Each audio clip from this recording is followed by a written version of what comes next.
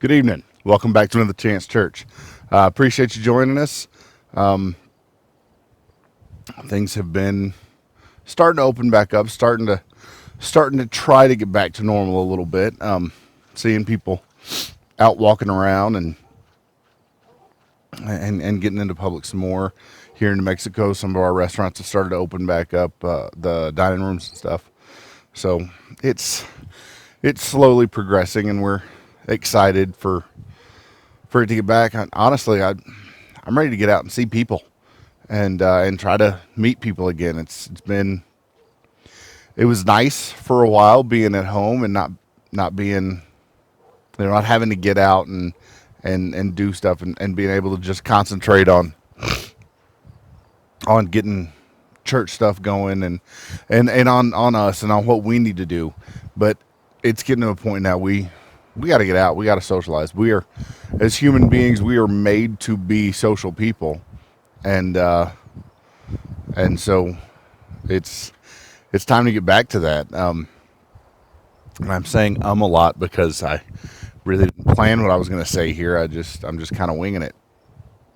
But we are ready to get back to life, to do better than before, to be on a different level than we were before, and to come back doing things in a different way, but to get back to doing things. That's the big thing.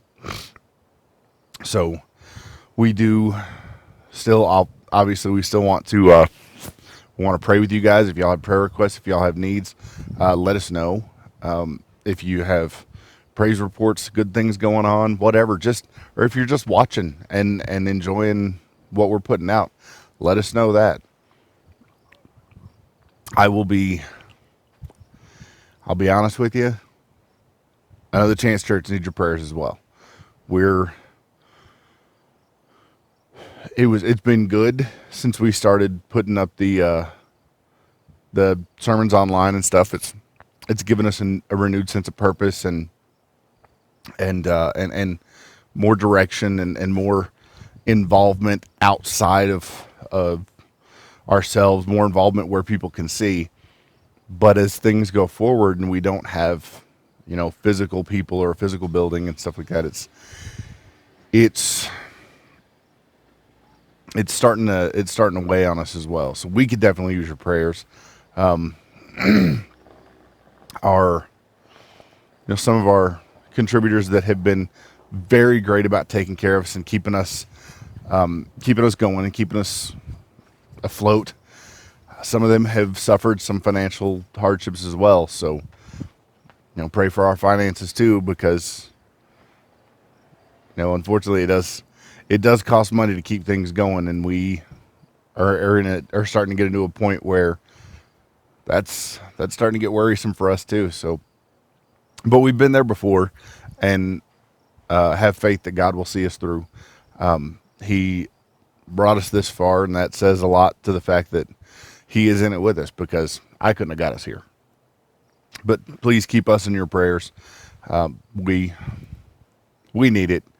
It's a difficult situation coming to a place where nobody and starting a church. So we definitely need some encouragement and some prayers as well. I'm just repeating myself and not really going anywhere. So let's get started with what I've got for today, because I feel like it's a need. I feel like it's kind of urgent. So I'm going to start with prayer, like I try to do always. And so if you'll join me in that, then we'll get going. Father, I thank you for the opportunity to minister. I ask you that you would put me and everyone watching in a place to receive. I ask you for growth for all of us, for maturity and spiritual growth, and that you would help us all to take the information that you send through me and to apply it to ourselves. To see where it needs to fit and where it needs to be applied in our own lives. And I just ask you to help us all to be better for this. And I thank you in Jesus' name. Amen. Okay. So I got to get my notes. And I decided to do this outside today. Got a new microphone, so I don't have to be tied quite so close to the camera. And we've got some backdrops and stuff, but man, it's so pretty right out here. So I just decided, why not? Let's get out here and do something a little different. Y'all let us know if you like it or not. Where I want to start today, and this is the core of everything I want to say, and I'm going to come back to it at the end. But where I want to start is in 1 John chapter 4, verse 20. And this one I'm reading out of the New King James Version. Normally I go with the New Living Translation, but sometimes I just like the way it reads better in a different translation, certain verse or something like that. So I'm going with the New King James and this one, and then I'll flip back. But I want to start here. If someone says, I love God, and hates his brother, he is a liar. For he who does not love his brother whom he has seen, how can he love God whom he has not seen? Yeah, I'm gonna talk about how we present ourselves and how we deal with each other and everyone. So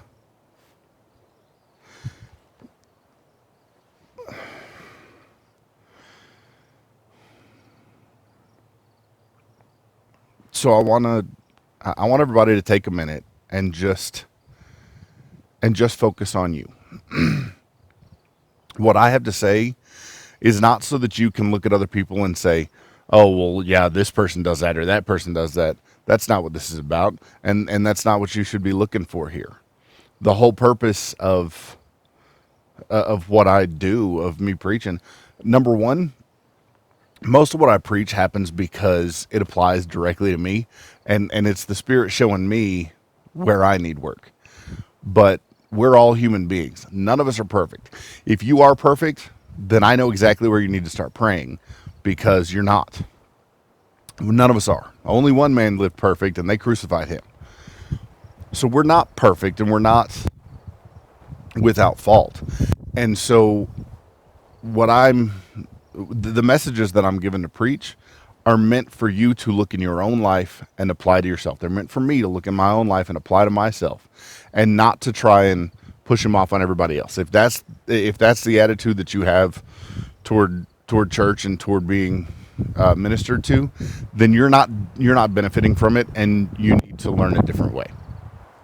And that's blunt, but it's the truth. And I've been guilty of it myself. I've sat in church services and listened to the pastor and looked around and been like, yep, that one and that one and that one over there. And the whole time, the message is coming at me, and it's coming at me, and I'm not catching it. I'm not seeing where I need it, because I'm too worried about seeing where everybody else needs it. I'm too worried about being their judge and their nursemaid and trying to determine who they are. That's not what it's about. Let God deal with them. You need to get with God about you. So in John 8, verse 44, now the first one was from 1 John. This is back from the book of John. In 8:44, Jesus is talking to people, and he says, "For you are children of your father, the devil, and you love to do the evil things that he does. He was a murderer from the beginning. He has always hated the truth, because there is no truth in him. When he lies, it is consistent with his character, for he is a liar and the father of lies." Now I want you to understand who it is Jesus is talking to here. Jesus is talking to the religious elite. He's talking to everyone who's coming to see him. What he's basically saying is, your human nature, your built-in human nature since man fell, is sinful. You are born of this world, and the father of this world and lies and the broken nature is the devil. So what he's saying is, you got to understand that it's in his nature to lie. It's also in yours. It is not apart from your character to be wrong and to be evil. And the people he's talking to in this particular moment are not lying to anyone themselves. What they're doing is refusing to accept Jesus, refusing to accept who he says he is and the message that he brings. And the point that he's making to them is, you won't hear the truth because it's not comfortable, because it's not what you want it to be. And essentially he's telling them they're lying to themselves. And in lying to themselves, that disseminates to everyone else because they're not spreading the truth that he is spreading. And we have a tendency to do this as well. Now, most Christians these days accept Jesus for who he is and believe in that. But what we do is we will see things happen, and we will, without proper evidence, without proper information, we will apply a narrative to the things that are happening. I'm going to go ahead and get into it right now. There's all of the protests and riots and looting, and they're not the same. Protests is different from riots and looting. Protest is a legal right. Protest is a good thing when used properly. People are taking advantage of it and turning it into criminal acts and stuff like that. And that's not what I'm here to talk about, but when I say them all together like that, I'm not lumping them together. But all these protests and all the things going on started from people being upset and appalled about the death of George Floyd. And it shouldn't have happened, and it was wrong, and I'm not defending anybody in it. I'm not, and I don't really want to talk about it a whole lot. But what I want to talk about is this. We've all lied to ourselves. See, we took this situation that was filmed and was pretty clearly wrong. What was not clear in the situation, what is not represented thus far in the situation, is the racial dynamic. Yes, George Floyd was a black man and he was killed by a white cop, but nowhere in there do we see that white cop throwing racial slurs or telling him he's doing what he's doing because he's a black man. We don't know that he wouldn't have done the same thing to a white, Hispanic, Asian, or Martian suspect. We don't know that. We just decided that's what it is. And yes, racism does exist in our society, and particularly in our country. It is here. It is real, and we do need to deal with that. But we need to deal with it when it actually exists, and we need to stop applying narratives that we just assume to be true. Now, it may come out that it's true in this, and I've gone through this in one of the videos, so I don't want to get really bogged down in it. But it may come out to be true that racism played a factor in this. If that's the case, then we need to deal with that. But right now, we're all operating off of a lie, and that lie is allowing and is fueling criminal activity all over the country. Burning of buildings and homes, murdering people, and stealing and looting all these stores, and over a lie, over what is not yet truth. We're doing this stuff. And that has spilled over into social media. And that's where I really want to get to right now, because that's what I've been seeing, because I've been home. I haven't been out among people. I haven't been face to face with people. I've been seeing social media. I've been seeing who people are on Facebook and on Twitter. And we as Christians are prone to putting out a bad example face to face. I mean, I've worked with plenty of people claiming to be Christians who act nothing like what a Christian should act like. In person, face to face. I've seen it. It's real. But what we are in person, we are to the nth degree on social media. Because what we will say to people face to face is far, far less outrageous than what we will say to a computer screen when we know somebody is, far enough away they can't punch us in the mouth. And who we are on social media really bears out the most raw, basic truth to who we are. And a lot of us aren't what we say we are.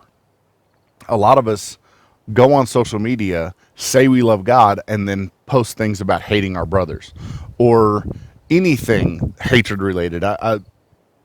The whole outrage over this racial injustice, people are still not handling it right because they're still allowing that anger and that emotion to drive them, and they're in the middle of hating the hate, but it's still hate. It's still not an appropriate response because you can't kill hate with hate. But that's what I want to talk about. On social media, we say who we really are, and then we lie about who we want to be. We say, "Yeah, I'm Christian," but then we turn around and we say nasty things toward people and call them names and apply terms to them and labels to them that don't fit, or maybe they do fit but shouldn't be said, not in the way we're saying them. We're out there fighting this fight with dirty means, and it's not okay. I We've got to learn love first, love always, and we've got to keep that at the core. We shouldn't say things to people not because they're close enough they can punch us in the mouth, but because we're supposed to love them in spite of their faults. God loves us in spite of ours. In James 2, verses 8 and 9, it says, "Yes, indeed it is good when you obey the royal law as found in scriptures. Love your neighbor as yourself. But if you favor some people over others, you are committing a sin. You are guilty of breaking the law. Pardon me, not the rules." What James is saying is this: if I love you and I love you, but I treat you a little better, that's wrong. What he's saying is if I love my white brother better than I love my black brother, then I'm wrong. I'm committing sin. I'm breaking the law. If I love my rich brother better than I love my poor brother because he can do more for me, then I'm wrong. I'm guilty. If I love my American brother more than I love my Irish brother, or my Nigerian brother, or my Taiwanese brother, if any of those takes a higher position than anybody else, then I'm wrong, and I'm guilty of being wrong. We can't do that. That's not what we're called to. That's not who we're meant to be. We are meant to be united, one family, period. Not not one family, but you're kind of a stepchild over here somewhere, or not one family, but you're that one cousin that nobody likes to talk about because we all have that cousin. But just one, just love all. That's how God treated us. God doesn't love your neighbor more than He loves you. He doesn't love. He doesn't love. God is no respecter of person. We are all important to Him.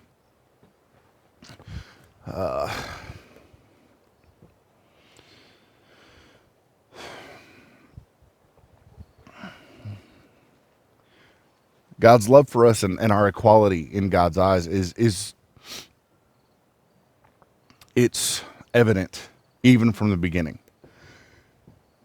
Going back to Genesis chapter 1 verse 27. What it says here is, "So God created human beings in His own image. In the image of God He created them, male and female He created them." Notice it doesn't say God created white people in His image. Matter of fact, if you look back through history, white people hadn't been around as long as a lot of other races have been. And, if you haven't heard it yet, then I hate to burst your bubble, but Jesus wasn't white. He was Middle Eastern. He probably had a fairly darker complexion than, everybody's got a darker complexion than I do. But, he wasn't one of us. You know what I mean? There's a lot of people out there who don't want to accept that, but that's just facts. I mean, you just look back at the area that he lived in and the people of that time.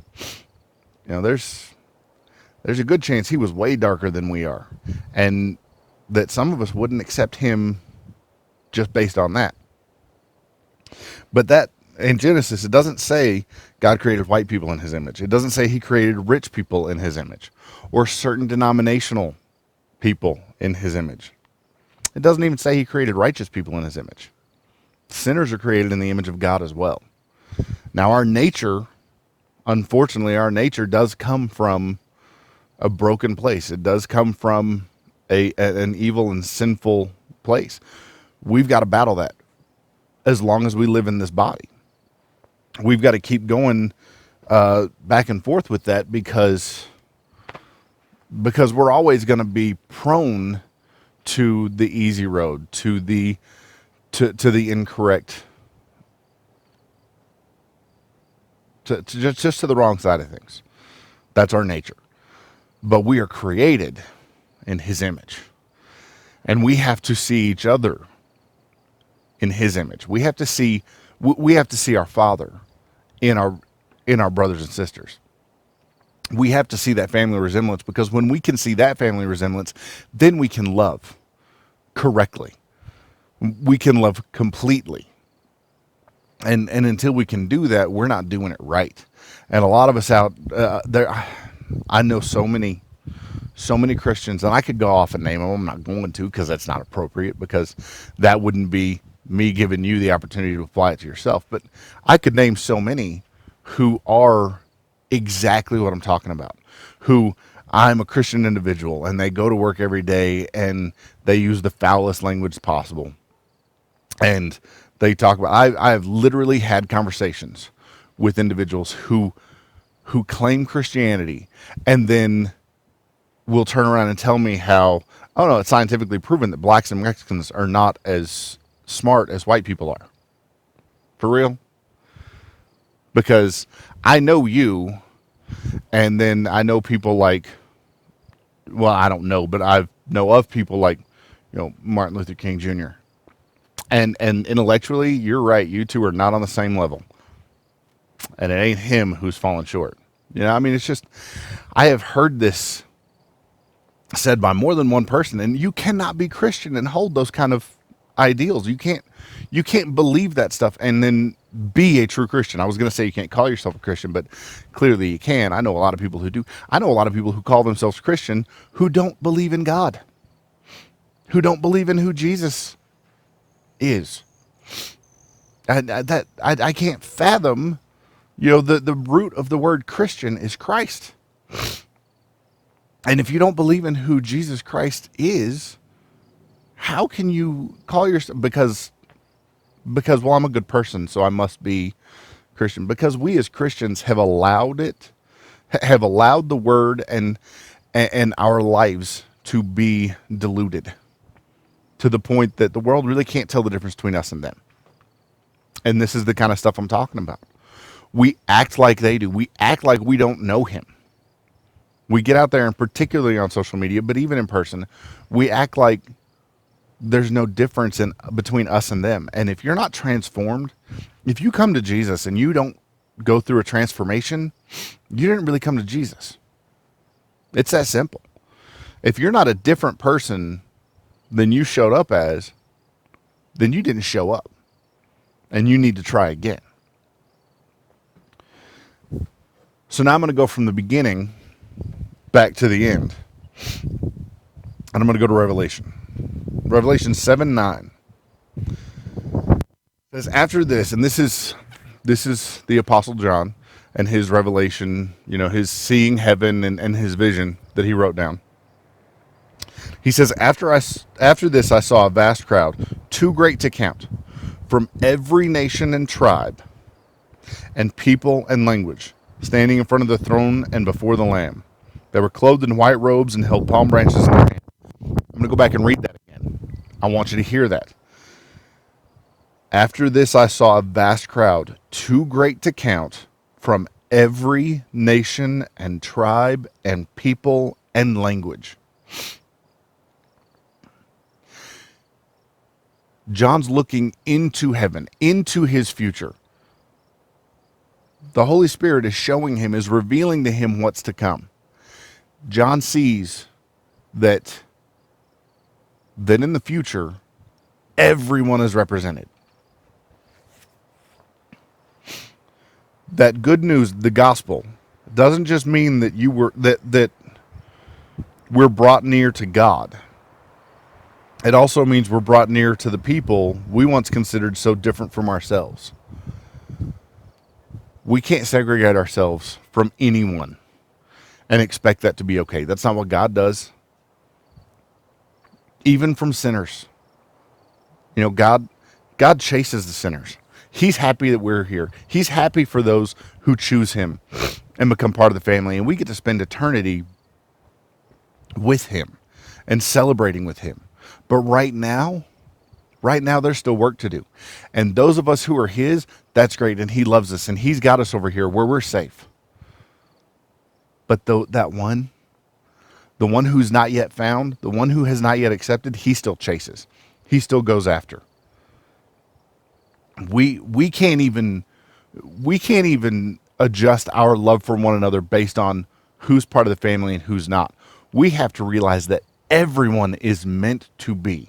Everyone shares the bloodline. Everyone is part of the family. Some may choose not to be, but everyone was created as part of the family, and we have to love everyone accordingly. And we don't. We're failing. We're failing miserably. So I'm going to go back. 1 John chapter 4, verse 20. If someone says, I love God, and hates his brother, he is a liar. For he who does not love his brother whom he has seen, how can he love God whom he has not seen? Matter of fact, I want to go a little earlier in that chapter. 1 John chapter 4, verses 7 and 8 says, Beloved, let us love one another, for love is of God, and everyone who knows love is born of God and knows God. He who does not love does not know God, for God is love.